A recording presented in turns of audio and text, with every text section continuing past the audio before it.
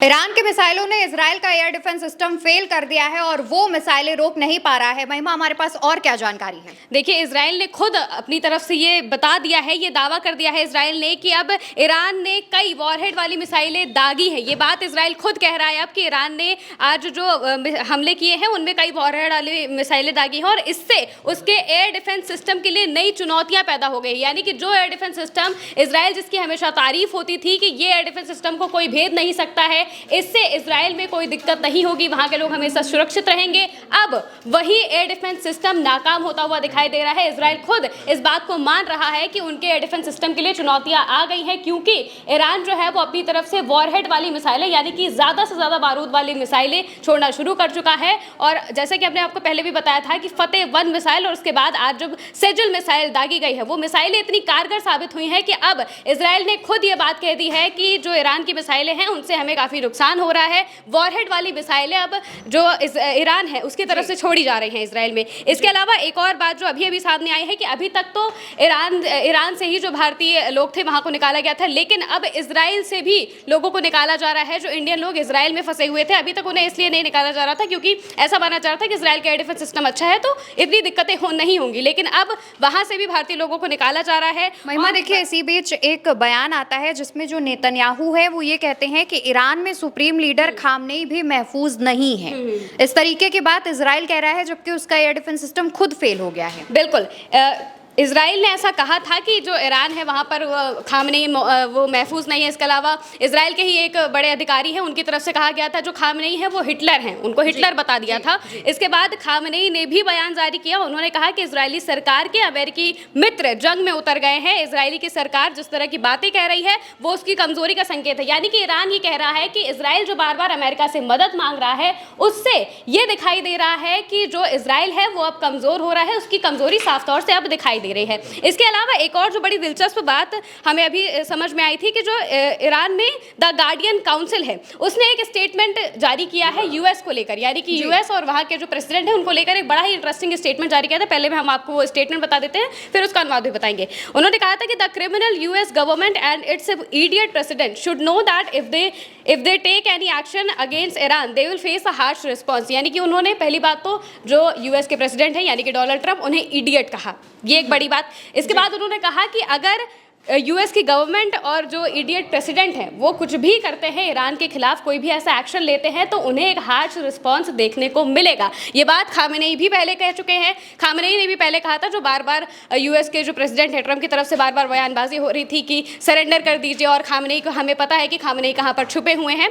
तो इसके बाद खामेनेई ने भी कहा था कि ईरान जो इजराइल है वहाँ पर तो हम मिसाइलें दाग ही रहे हैं, लेकिन अगर इस जंग में अमेरिका सीधे तौर पर कूदता है तो हम उसे भी नहीं छोड़ेंगे, हम उन पर भी मिसाइलें दागेंगे। यानी कि मिडिल ईस्ट में जो अमेरिका के अलग अलग मिलिट्री बेसेस हैं वहाँ पर मिसाइलें दागेंगे। मिलिट्री बेसेस की अगर बात करें तो मिडिल ईस्ट में कई जगहों पर अमेरिका के बेसेस हैं और इन बेसेस पर करीब 40,000 के आसपास अमेरिकी सैनिक तैनात हैं। और इसके अलावा जो अमेरिका है वो कई सारे फाइटर जेट्स भी अब इन जगहों पर भेज रहा है, क्योंकि अब ऐसा माना जा रहा है कि जिस तरीके से हम देख रहे हैं जंग जो है वो बहुत एस्केलेट हो रही है, बहुत आगे तक जा रही है। ईरान किसी भी कीमत पर पीछे हटने वाला नहीं है और इजराइल की कमजोरी साफ तौर से दिखने लगी है। और अगर ऐसा होता है तो अमेरिका सीधे तौर पर कूदने की कोशिश करेगा और इसीलिए वो अभी से तैयारी करना शुरू कर चुका है। उसने कई सारे अपने जो फाइटर जेट्स हैं वो भेजे हुए हैं।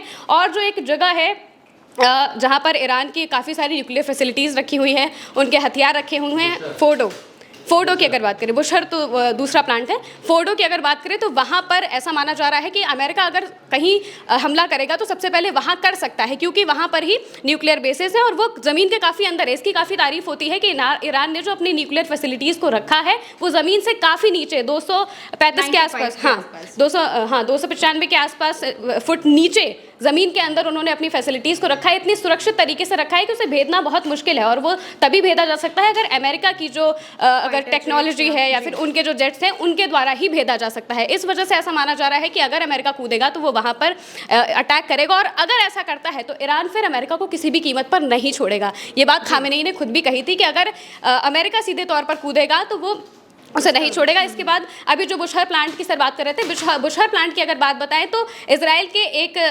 अधिकारी हैं, उन्होंने दावा किया था कि उन्होंने बुशहर प्लांट जो कि ईरान में है उस पर हमला कर दिया है। लेकिन इस बात के बाद जैसे ही ये बात इंटरनेशनल लेवल पर आगे आई तो फिर सऊदी अरेबिया, इसके अलावा जो मिडिल ईस्ट की कंट्रीज है, साथ ही रशिया की अगर बात करें तो रशिया सीधे तौर पर आ गया और उसने एक स्टेटमेंट जारी कर दिया। रशिया की तरफ से कहा गया कि अगर इजराइल ने ऐसा कुछ भी किया है तो इससे चेरनोबिल जैसी तबाही आ सकती है। चेरनोबिल एक यूक्रेन में न्यूक्लियर प्लांट था जहां से रेडिएशन जब रिसाव शुरू हुआ था तो वहां पर बहुत बड़ी तबाही आई थी और इसी की चेतावनी रशिया की तरफ से दी गई। इसके अलावा सऊदी अरेबिया है और जो अलग अलग मिडिल ईस्ट की कंट्रीज है वो भी सामने आ गए कि अगर आपने इसे कुछ किया, यानी कि बुशहर प्लांट पे कुछ किया, तो हम आपको नहीं छोड़ेंगे, इजराइल को सीधा नहीं छोड़ेंगे। इसके बाद इजराइल के वही अधिकारी वापस आते हैं और कहते हैं कि हमारा ये दावा गलत था, हमने ऐसा कुछ नहीं किया है, या फिर हमसे गलती से ये बात कह दी गई, ऐसा बयान हमने गलती से दे दिया, यानी कि वो सीधे तौर पर बैकफुट पे आते हुए दिखाई दे गए। और इसके बाद उन्होंने ये भी बता दिया कि जो ईरान की मिसाइलें हैं उनसे हमारे एयर डिफेंस सिस्टम को काफी चुनौती हो रही है। तो ये सारी बातें अभी तक उनकी तरफ से कही गई है, यानी कि इजराइल जो है अब सीधे तौर पर दिख रहा है कि कैसे बैकफुट पर आता हुआ दिखाई दे रहा है। बिल्कुल। और इसी बीच देखिए खबर सामने आती है कि ईरान के हमले से इजराइल के करीब 5000 से ज्यादा लोग बेघर हो चुके हैं। और राजधानी तेल अवीव की बात करें तो तेल अवीव की कई ऐसी बिल्डिंग्स हैं जो कि पूरी तरीके से जमींदोज हो गई हैं और वहां पर रह रहे लोगों के पास अब कोई ठिकाना नहीं बचा है और वो सिर छुपाने के लिए कहाँ जाएं, इसको लेकर के वो लगातार सरकार से भी बात कर रहे हैं कि अगर आपने जंग छेड़ी है तो कम से कम हमारे बारे में तो ख्याल करिए, अगर हमारी बिल्डिंग्स कोलैप्स हो रही हैं तो उसके बाद हम कहाँ जाएं, इस तरीके की बात भी सामने आ रही है। लेकिन इसी बीच रशिया के जो प्रधानमंत्री हैं, प्रेसिडेंट हैं, उनका एक बयान सामने आता है, उस पर भी हम बात कर लेते हैं। हमने कुछ देर पहले भी देखा था कि रशिया के जो प्रेसिडेंट हैं उनका एक बयान सामने आता है, उसमें वो क्या कह रहे हैं ईरान और इजराइल। पहले जो रशिया के प्रेसिडेंट है उनका जब बयान सामने आता है तो वो यही बात कहते हैं कि दोनों देशों के बीच में जो कॉन्फ्लिक्ट चल रहा है उसमें हम मीडिएशन कर सकते हैं, दोनों देशों के बीच में हम मतलब जंग खत्म कराने के लिए एक मीडिएशन के तौर पे काम कर सकते हैं, ये बात उन्होंने कही थी। लेकिन जब ये पता चला कि बुशहर प्लांट पर हमला हुआ है, ये बात जैसे ही सामने आई तो रशिया सीधे तौर पर सामने आ गया, क्योंकि बुशहर प्लांट रशिया की तरफ से ही बनाया गया था, वहाँ पे उनके 200 से ज़्यादा लोग काम करते हैं, रशियन लोग काम करते हैं ईरान में। इस वजह से जब ये बात सामने आई तो वो सीधे तौर पर कहने लगे कि अगर आपने इसको कुछ किया तो हम आपको नहीं छोड़ेंगे। इससे पहले वो कह रहे थे कि हम इस वॉर में मीडिएट करने के लिए आगे आ सकते हैं, यानी कि हम ये कर सकते हैं कि ऐसा कोई प्रस्ताव सामने रखेंगे जिससे कि जो ईरान है वो अपने एटॉमिक प्रोग्राम जो है वो सीधे तौर पर सीधे से अपना एटॉमिक प्रोग्राम जो है वो बना सके, उसको अगर न्यूक्लियर बनाना है तो वो बना सके। और साथ ही हम ये भी अश्योर करेंगे कि इजराइल को जो अपना एग्जिस्टेंशियल क्राइसिस एक तरीके से हो रहा है, उन्हें लग रहा है कि इससे हमें खतरा हो सकता है, तो वो भी हम नहीं होने देंगे। ये बात उन्होंने रशिया की तरफ से कही गई थी।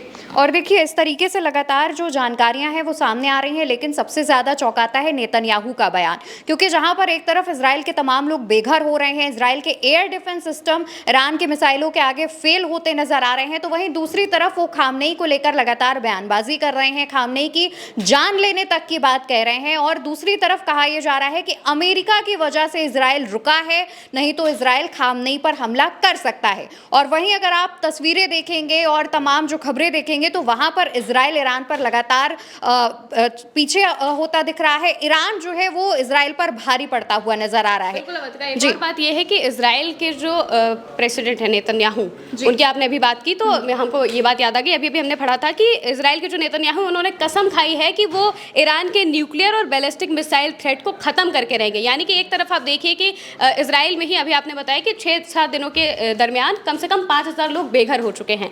बड़ी बात होती है कि अगर इजराइल में लोग बेघर हो रहे हैं क्योंकि उनके पास वहाँ पर बंकर्स है सेफ्टी के लिए और बहुत सारी चीज़ें उनके पास हैं, लेकिन जो डिस्ट्रक्शन साफ तौर से देखने को मिल रहा है, इससे पता चल रहा है कि 5000 से ज़्यादा लोग बेघर हो गए और सबसे ज़्यादा 907 के आसपास वहाँ की जो राजधानी है तेल अवीव, वहाँ पर लोग बेघर हुए हैं। यानी कि एक तरफ तो ये सब हो रहा है, वहाँ के लोग परेशान हो रहे हैं क्योंकि शुरुआत इजराइल ने ही की थी इस जंग की, सबसे पहले उन्होंने ईरान पर हमला किया था और अब जब चीज़ें एस्केलेट होती जा रही हैं तो वो अब भी रुकने को तैयार नहीं है। अभी भी वो ये कह रहे हैं कि हम कसम खा रहे हैं कि हम, पहले भी उन्होंने कहा था कि ये जो युद्ध है वो उनकी हत्या से खत्म होगा, यानी कि खामनेई की हत्या से ही ये युद्ध खत्म होगा। इसके बाद एक और बात वो कह रहे हैं कि हम न्यूक्लियर प्लांट को भी खत्म करेंगे और बैलिस्टिक मिसाइल को भी खत्म करेंगे। लेकिन तस्वीरें और बातें जब अभी तक सामने आई है उससे यही पता चल रहा है कि इजराइल का एयर डिफेंस सिस्टम भी अब तक फेल हो चुका है। इसके अलावा भी इजराइल के लोग लगातार बेघर हो रहे हैं। तो अब इजराइल को और नेतन्याहू को सोचने की जरूरत है कि वो आगे क्या करे। बिल्कुल महिमा, यहाँ कह सकते हैं कि इजराइल की एक तरीके से उल्टी गिनती भी शुरू हो गई है। और दूसरी तरफ बीते दिन खबर ये भी आई थी कि जो अमेरिकी अमेरिकी फाइटर जेट है F-35, उसको भी ईरान की मिसाइलों ने मार गिराया था और उसके बारे में कहा जाता है कि वो काफ़ी हाईटेक विमान है, उसे आज तक किसी ने नहीं मार गिराया। लेकिन अब ये इतिहास में दर्ज हो गया है कि ईरान की मिसाइलों ने, ईरान के जो सिस्टम हैं, उन्होंने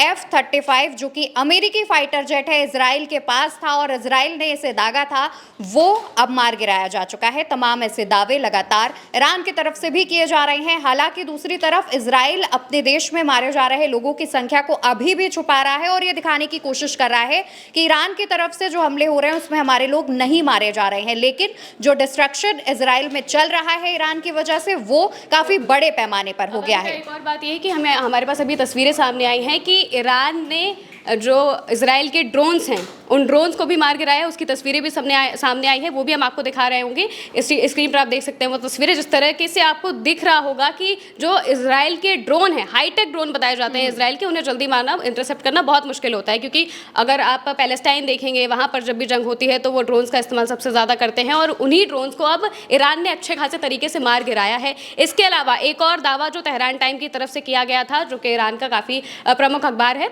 उसकी तरफ से ये दावा किया गया था कि मोसाद के हेडक्वार्टर पर ईरान की एक मिसाइल जाकर गिरी है। उसकी एक वीडियो उन्होंने पोस्ट की थी जिसमें वो चल रहा था। अब ये दावा कितना सच है ये हमें नहीं पता, लेकिन तेहरान टाइम की तरफ से ये एक पुख्ता दावा किया गया है कि ईरान की मिसाइल ने मोसाद के हेडक्वार्टर पर हमला किया। बिल्कुल, और ये बहुत बड़ी बात है महिमा, क्योंकि मोसाद के हेडक्वार्टर पर जिस तरीके से हमने भी उस वीडियो को देखा, उसमें काफ़ी ज़्यादा जो आग की लपटें हैं वो उठती हुई दिखाई दे रही थी। यानी कि वहाँ पर भी अब जो तबाही है वो मचती हुई दिखाई दे रही है। हमारी नज़र लगातार ईरान और इजराइल के बीच चल रही जंग पर है। इससे जुड़ी जो भी अपडेट सामने आएगी वो आप तक उल्टा चश्मा यूसी जरूर पहुंचाएगा। याद से चैनल को सब्सक्राइब कर लीजिए और साथ ही इस वीडियो को हर इंसान तक शेयर करिएगा।